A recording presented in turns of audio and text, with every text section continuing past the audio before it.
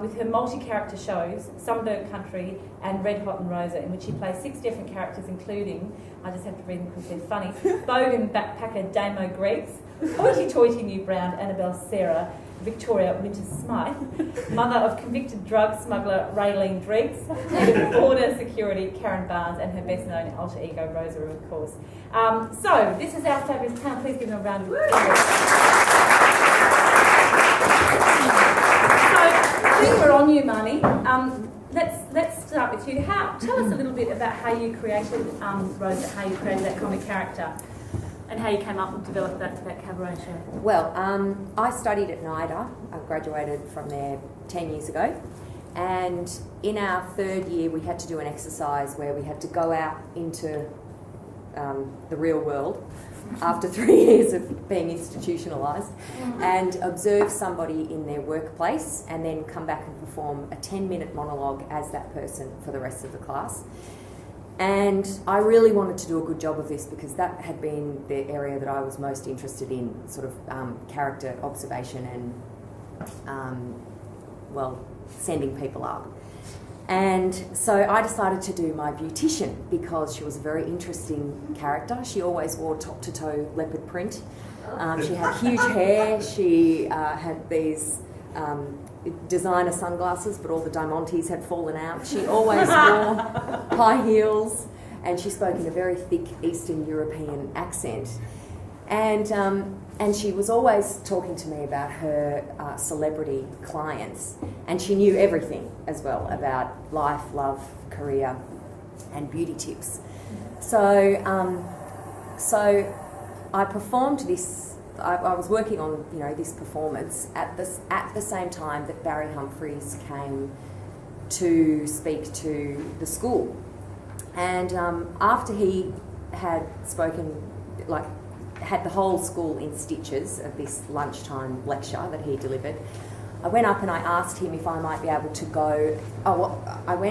Firstly, I invited him to come to see the first time that I ever performed as the character that has now become Rosa, the Russian beautician. And he came along, and then after that I asked him if I might be able to go and observe him while he was doing his one-woman show on Broadway, and he said yes. So I flew to New York. Well, actually I applied for a scholarship to do that, but I didn't get it, so I just put the whole thing on my credit card. I had no money. But I thought this is an amazing, amazing opportunity. And funnily enough, it was all orchestrated by Andrew Ross, who I was having singing lessons with at the time, and he would make sure that he would schedule my singing lessons for straight after he'd been working with Barry at his house, or just when Barry was about to arrive, just so we could say, "Oh, Barry, about that New York trip." Anyway, so I went to New York and I saw his show 8 times, and I got to have quite a few lunches and dinners with him, and I just learned so much from him. And then I started reading all of his books and watching all the DVDs of his shows and his TV show that he did in the 80s, and where he interviewed a lot of celebrities. And I thought, I'm going to make my character, Rosa the Russian beautician, a waxer to the stars, so that you can keep it topical, so you can always talk about any politician or any current affair that's happening. I can't remember what else I was going to say. Sorry, I've got baby brain. Anyway, so I decided to create this show, which I then performed for the first time at the Melbourne Comedy Festival. I did 13 shows in a 70-seat theatre. I didn't have any funding or anything. I just booked the theatre and then announced that I was doing a show and just forced everybody that I knew to come and to bring 10 people with them. So it sold out, which was brilliant, and then toured it to Edinburgh, and then did a show in London at this place called Bush Hall, which I just found online. And so it was just it started off with just a whole lot of courage, and I had no idea if it was going to work or not, but I just kept going and seeing what else I could take on. And now, and then I developed another show the next year where I played 7 different characters, and one of the characters was an idea of Barry Humphries. He said, why don't you do something about a girl who's in jail in Bali, who's upset that she's not getting enough publicity. So I created the character of this girl's mother. And now that's really, when I'm not doing a musical, which, like when you get into a musical, it's great because you're employed for like a whole year, but when you're not doing one, you can go for a whole year or, 2 years where you're not engaged in a professional show.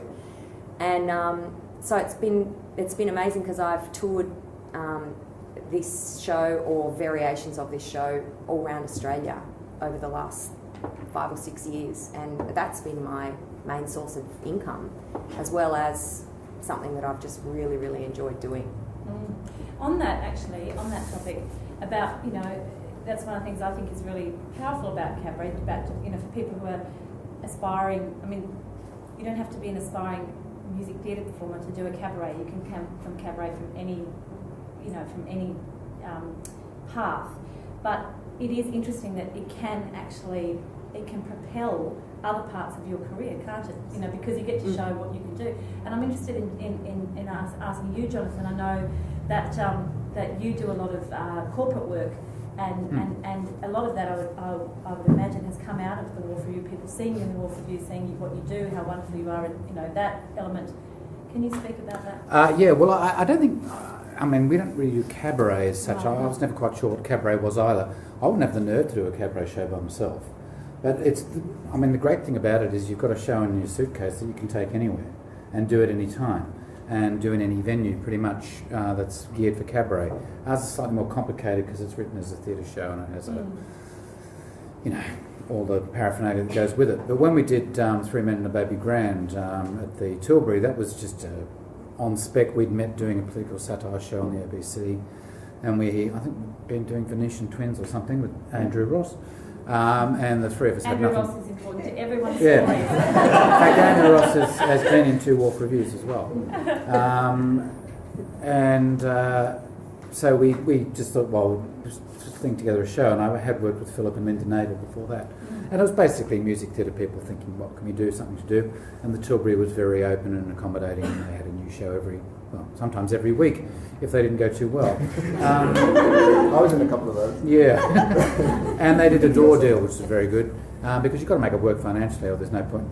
Well, having said that, that's probably putting cabaret and the words working financially in the same sentence is probably not a good idea. But if you can get a door deal, it can be good. So, what was the question, sorry? How do you feel? Oh, corporate. Corporates. How is it in general? Yes, corporates. Yeah. Well, we do corporate entertaining. The biggest drawback about corporate entertaining is that they haven't come to see you.